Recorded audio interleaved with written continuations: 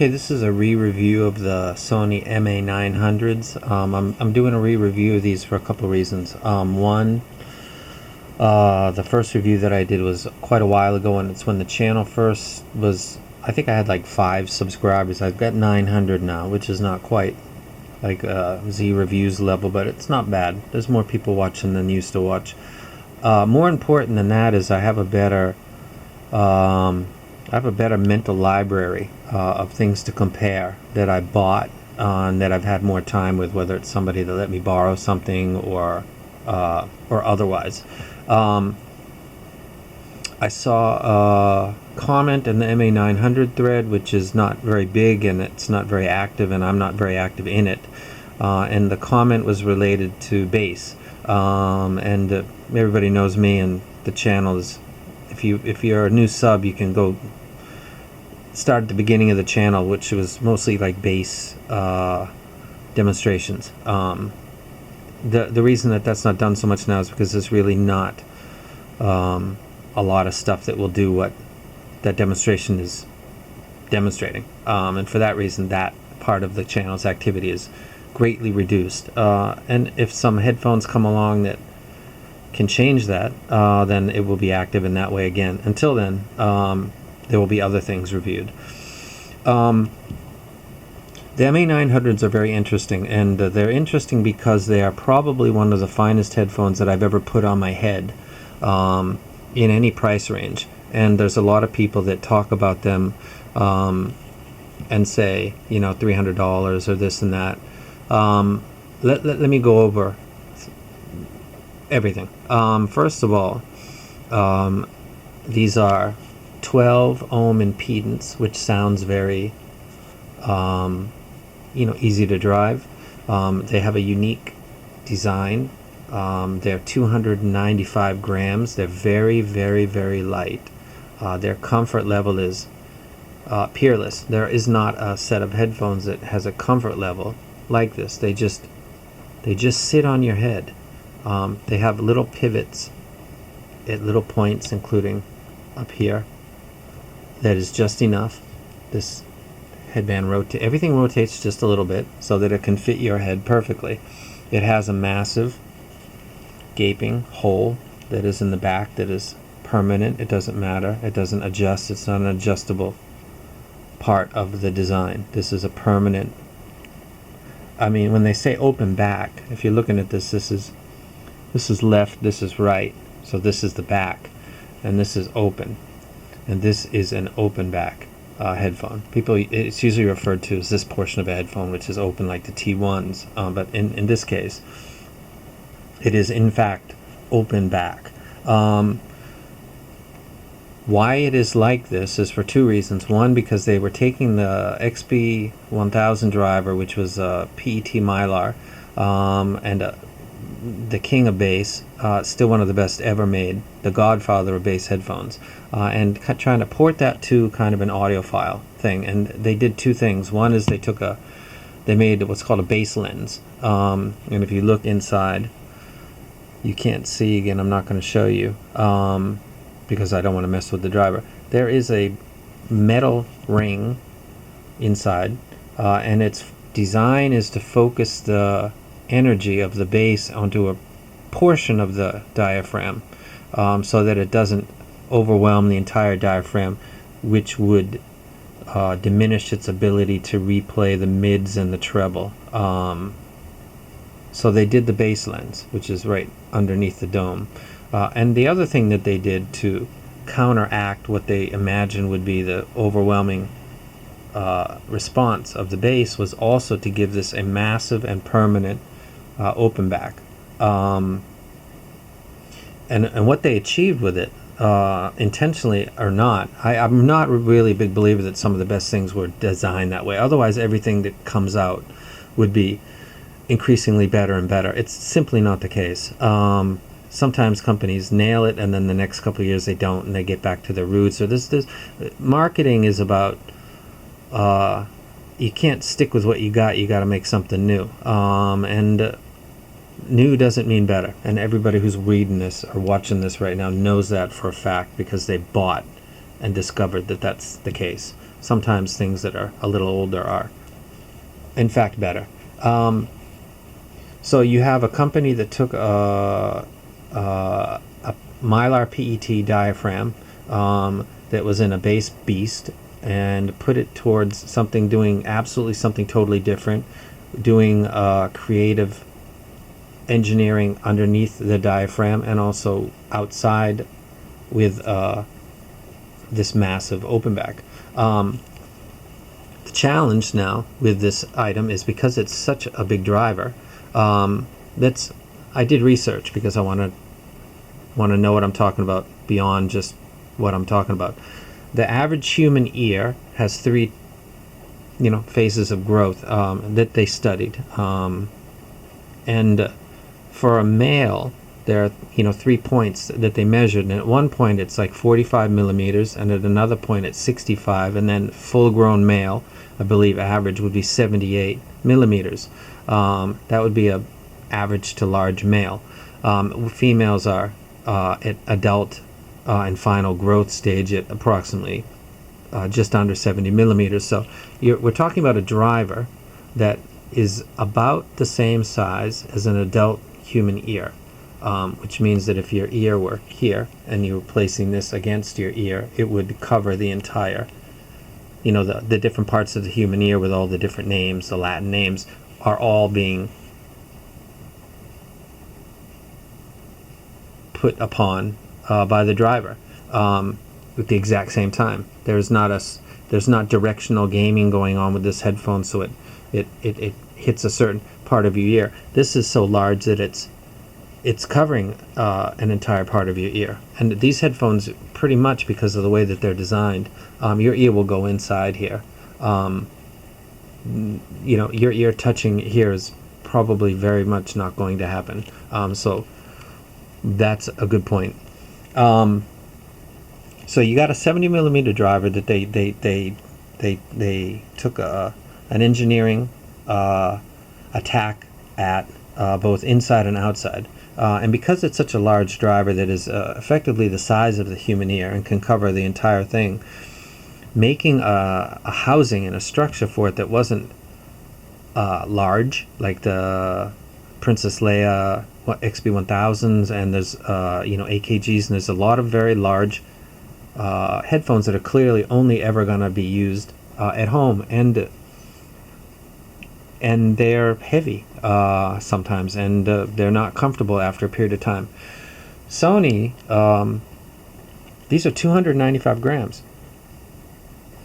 The biggest problem that I've had with these over the course of the ownership is that there's been 2 times that I've gotten up because I forgot these were on my head and went to go do something and yanked on this wire, which is not removable, which would be one of the things that would be unfortunate about this, would be this, and this is a 3-meter cable. That scares me more than anything, but this is the only headphone I own that I would forget it's on. You usually don't forget you're wearing headphones. You can escape into music, you can be overwhelmed, occupied in it, lost in the music, but when you've got 300, 400 grams, 500 close to on your head, you know it. This is to the weight where you almost will forget it, and I have twice. So you've got graphite. This is all graphite. You've got the adjustment system is very, very pinpoint. It's clicks without making audible clicks. There's a spring inside here. It's got 2 screws. It's kind of spring loaded. This is a very, very well designed headphone that I haven't fully appreciated until I fully grasped what they were trying to do. And let me give you an example. This is the largest drivered headphone that I possess. This is the lightest headphone I possess. So I've got the largest drivers that I have in my collection, and I've got the lightest headphone in my collection, and it is the same item. You get that, man? I know that might sound like not a point to stick on, but That is an impressive engineering feat. The largest driver. This is the largest driver that is used dynamic-wise on any major brand anywhere.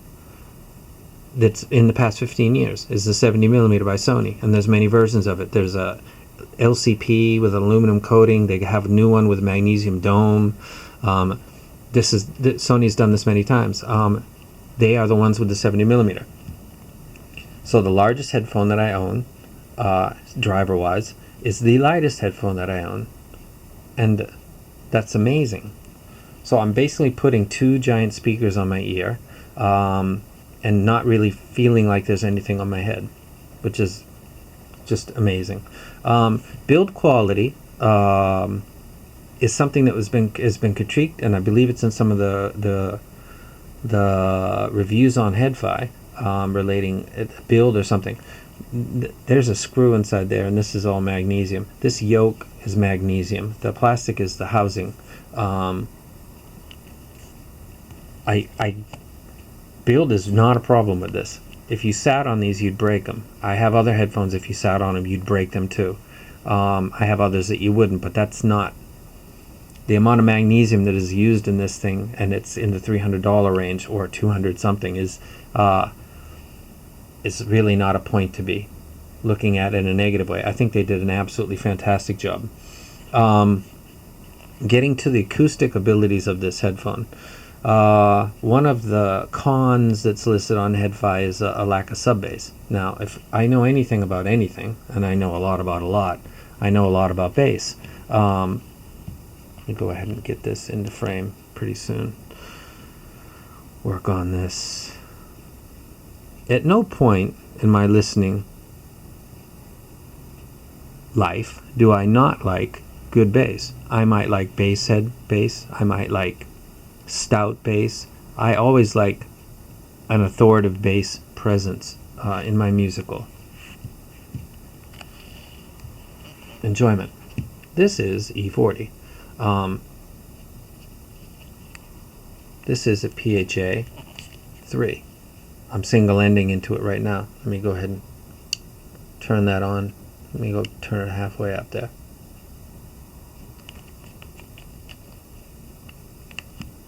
It's asked me for permission. I'm going to give it. UAPB gets no love from me. So here we got E40. Now, if anybody knows who E40 is, and some of you will, he's a old school bass hip hop artist from back in the 80s, before Tupac and Biggie were ever around. This guy was around. His music is as close you can get to car audio test material and still be music as you can possibly get. And I'm playing the MA-900s at this moment with it. Not only am I playing a very bass heavy song amplified through a set that's 12 ohms impedance, I'm actually EQing the bass. So I'm taking two steps towards the distortion zone. One is I'm playing a very bass heavy song. Two is I'm elevating the bass area via EQ. So if there were distortion issues or a lack of bass, then this wouldn't be occurring. Is there sub-bass roll-off? Not that I can detect, and I listen to stuff with, that goes into the subsonic range, the sub-audible range, and I'm not finding anything lacking. Why am I lifting it? Because I lift everything. Why is there 4 bumps? Because there's 4 strings on a bass guitar. You getting it? This is the reason why I have the EX1000s, and I love them, and I'm a bass head, and people simply just don't get it. EQing is an art, my friends, and a lot of people are just not good at art. I'm a bass lover, and I'm a music lover first.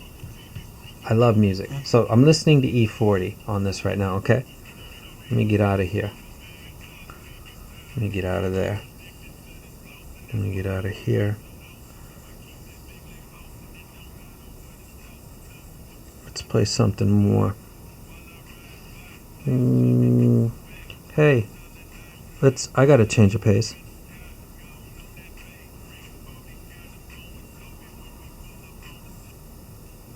How about Tiny Dancer by Elton John? It's difficult to explain to you how absolutely fantastic this sounds on here. The bass is absolutely where it's supposed to be. The mids are famous. This is what these headphones are pretty much famous for, is the mids. The treble, I said in the previous review, was grainy. I have to confess to you that the reason that I said the treble was grainy is because someone else had said that, and I thought that's a good word to describe the treble, so I said that. But at no point since I ever did that have I ever thought to myself as I listen to music, that's kind of grainy. I have the T1s by Bear, and they are a Tesla, 1 point something Tesla. Their claim to fame, besides their immense and impressive hand craftsmanship of the T1s, and the grills are gorgeous, and is the magnet strength gives the distortion a very, very low number, and that gives you clarity. That is the big thing about the T1s.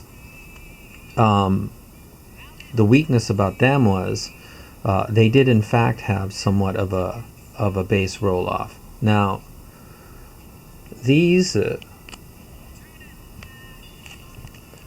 may in fact have a roll-off, but it's not something that you can't EQ for. So there is a group of people out there that don't believe in EQing, and I'm not one of those people, so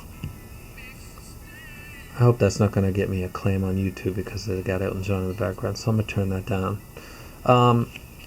The voicing and the sound that comes off of these is absolutely spectacular. Let me explain something to you. Clarity and resolution, it has different things for different people, and like I said, grainy is something that let me get back to that point. Grainy was something that I used to say about these, and then I got the T1s partly because they were one of their claims to fame via their design and their craftsmanship was the resolution. The clarity of the T1s is pretty famous. They have other points that are not considered to be strengths, a little too bright, a little too trebly, not enough bass. But clarity and resolution is one of the things, and it's always been connected to the magnet design, which is claimed by the company and is in fact, reviewed, and as I hear it, to be great with clarity. It's the difference between a splash on a cymbal and a crash. And a splash is just like a shiny, it's a splash. And a crash is something that has an impact and a decay. And the T1s are able to give you the impact and the decay of a cymbal on a drum set. These do the same thing. I do this video partly to take back what I said about grain. This treble and these do not have grain. They are quite smooth, in fact. I think it might be related to your source and your amp. I don't know another way to explain it. I'm kind of walking back what I said originally almost 2 years ago about the grainy, because that's not the case. Resolution and clarity to me is a space and time issue, and the space is the frequency, the closeness in the frequency range between two things happening time-wise at approximately the same time, and you can pick them both up because of the clarity. Something with a lack of clarity or veil is going to make those two things that are happening at almost the same time very difficult to perceive. In addition to that, because these have such a large stage, the different things happening at close frequency can also be physically separated because there's such a large stage. So if something is a bass guitar and it sounds like it's left, let me put my fingers in here.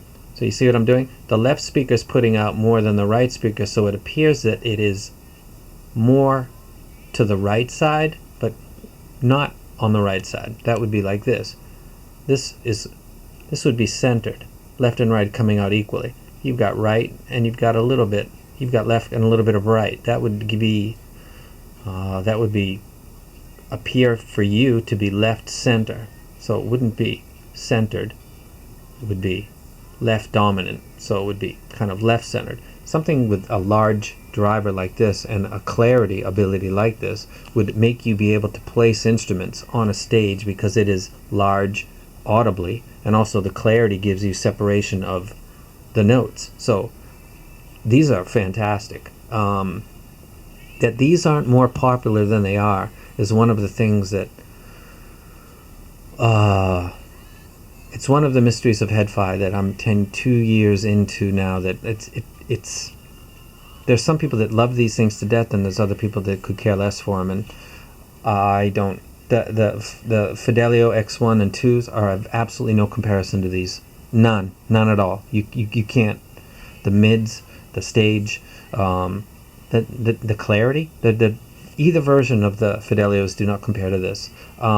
There are very few headphones that do audio in a manner that these do. Again, 70 millimeter, 12 ohm impedance, 295 grams. You can play hip hop, I just did. You can play rock, I'm doing it. I'm doing it with the exact same EQ. Does it need a boost in the bass? Everything does in my book, but these benefit substantially from it. Saying that these have no sub bass is false. Saying that these have possibly rolled off bass, that's possible. There's a lot of stuff that does that. Nothing a little bit of EQ on the left side won't fix. And for that, you're rewarded with absolutely stunning sound. A transition from the bass to the mids that is peerless at any price range. People talk about planers and stuff. I'm a dynamic bass person myself, so I'm not going to get in the debate between planers and dynamic. For a dynamic headphone, I don't know that there's anything better than this. Now, is this the best for bass? Of course it's not. You need, first of all, closed, and you need something that takes a ton of power. This is not designed to do that. Do you want to listen to hip-hop and have a very good, detailed bass that can be elevated relative to the rest of the frequency as it was mastered? You can do that with these. You can play rock and roll, you can play arena rock, you can play reggae. This is not genre specific in any manner whatsoever. I'm a bass head, hip-hop, loved 70s rock. This does both of them. That's why it's in here. That's why I'm holding them. And I'll show you something else that's got no value to you, but it's a huge value to me, and the reason that I did this video. You see this guy right here? Let me turn this up just a little bit. Sorry for the sound if you get any. This is like a walking guy. It's a design thing because I'm from Hawaii and I got a lot of Hawaii stuff. These headphones, when I'm not listening to them, sit right on here. This is the stand.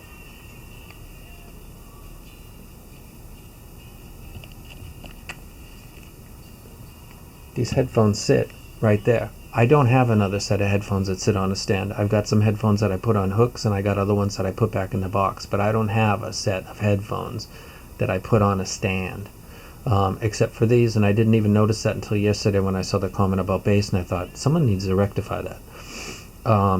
And not only that, but to restate that these have got to be one of the most underrated, understated headphones on the entire site. They are absolutely fantastic.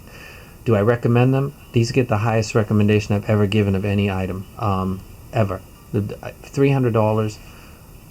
Go look at what you can get for $300. You can't buy a half of an IEM for $300, and there's not over ears that'll give you the stage and overall presentation that these will do for this price. I'd pay a lot more for these. Price is just a kind of a thing to say, hey, these are ridiculously low price, but these, if we're comparing sound, these punch way above there. These punch the crap out of things that are much more expensive. That's not opinion, man. If anybody has a difference of opinion with me, you come in and you tell me the song, and the part of the song where these have some kind of a flaw, and I'll come back and do a video and I'll play that song and I'll listen to it, and I'll either agree with you or not. I've not found it yet. The weak point, the part where I get why this isn't talked about more or owned more.